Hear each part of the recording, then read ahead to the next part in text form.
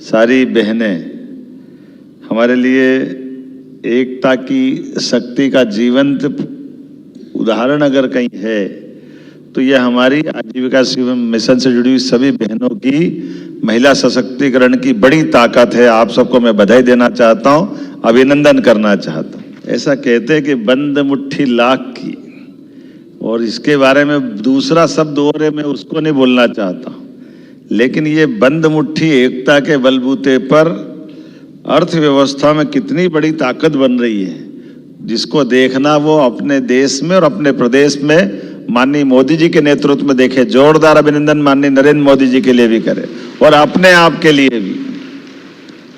Tractor से लेकर drone तक, गैस से लेकर पेट्रोल रिफिलिंग तक, सब क्षेत्र में कौन सा क्षेत्र छूट रहा है। कैफे से लेकर मार्केट तक का टारगेट पूरा करने में अव्वल अचार, पापड़ और तमाम अन्य छोटे छोटे उद्योगों के बलबूते पर कितनी बड़ी संख्या है। वर्तमान में 5 लाख से ज्यादा स्वयं सहायता समूह की 65 लाख बहनें आपकी एक साथ एकजुटता के बलबूते पर इस प्रकार से काम कर रही है, और उसमें भी आर्थिक रूप से सशक्त होने वाली श्रेणी भी 12 लाख से ज्यादा बहनें लखपति दीदियां हो गई। मैं आपको बधाई देना चाहता हूं, 12 लाख का आंकड़ा कम नहीं है। आज का अपना यह समय आपके इस पूरे अभियान के माध्यम से, क्योंकि विभिन्न कंपनी और मेलों के माध्यम से भी अब आपकी आमदनी अगर देखें, बिजनेस देखें तो बिजनेस 310 करोड़ का हुआ है। ये छोटा मोटा नहीं है। जोरदार अभिनंदन करें अपने उस संकल्प के लिए, जिस प्रकार से आप आगे बढ़ रहे हैं। सही में जितनी अच्छी संभावना है आने वाले समय में और इस प्रकार से बढ़ते जाएं। और प्राकृतिक खेती में भी 50,000 स्वयं सहायता समूह के सदस्य काम कर रहे हैं। मैं उन बहनों को भी बधाई देना चाहूँगा।